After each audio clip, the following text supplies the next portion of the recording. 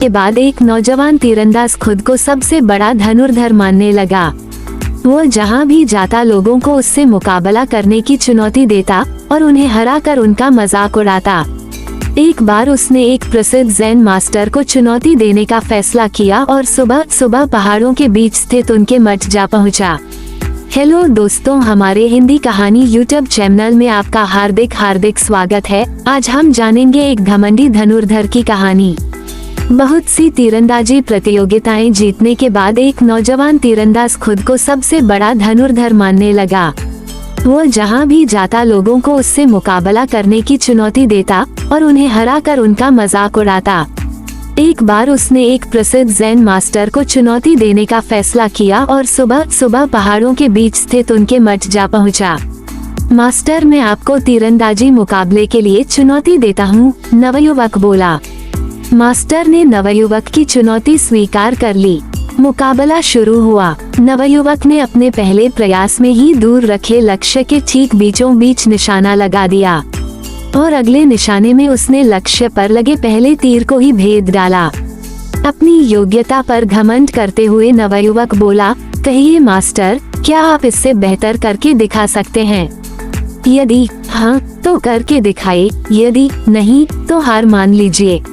Master बोले, पुत्र मेरे पीछे आओ। मास्टर चलते चलते एक खतरनाक खाई के पास पहुंच गए। नवयुवक ये सब देख कुछ घबराया और बोला, मास्टर, ये आप मुझे कहाँ लेकर जा रहे हैं?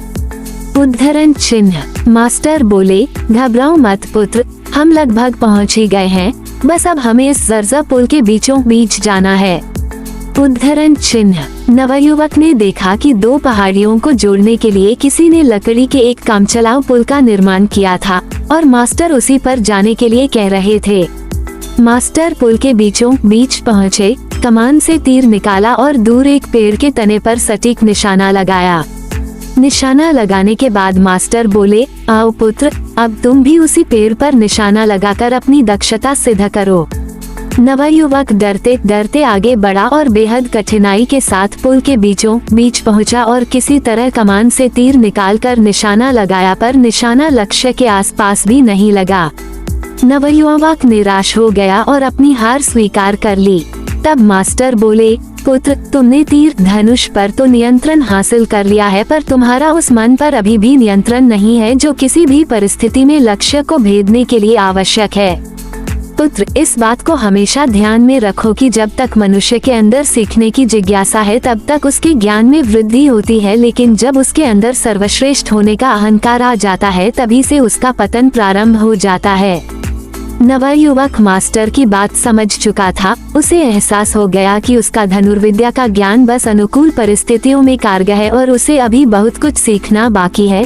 उसने तत्काल ही अपने अहंकार के लिए मास्टर से क्षमा मांगी और सदा एक शिष्य की तरह सीखने और अपने ज्ञान पर घमंड न करने की सौगंध ली। कहानी में हमने देखा कि जब जिसके अंदर सर्वश्रेष्ठ होने का अहंकार आ जाता है तभी से उसका पतन प्रारंभ हो जाता है। इसके साथ साथ हर व्यक्ति की अपनी एक खासियत होती है जिसमें दूसरा व्यक्ति शून्य होता है, इसीलिए सभी का समान आदर करना हमारा कर्तव्य है।